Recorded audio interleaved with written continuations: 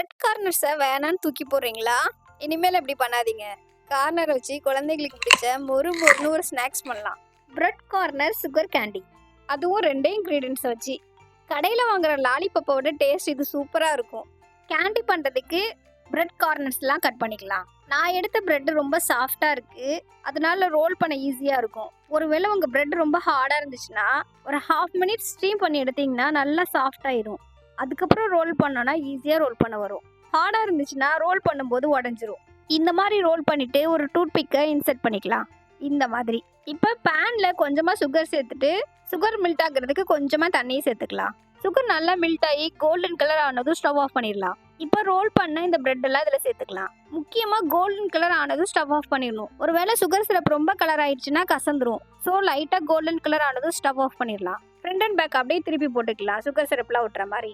டாப்பிங்க்கு சுகரையும் sprinkle பண்ணிக்கலாம். அவ்வளோதான், யம்மியான bread candy ready. டக்குன்னு 2 மினிட்ஸில் ஒரு ஸ்நாக்ஸ் பண்ணணும்னு தோணுச்சுன்னா இதை ட்ரை பண்ணுங்கள். தேங்க்யூ ஃபார் வாட்சிங். பாய்.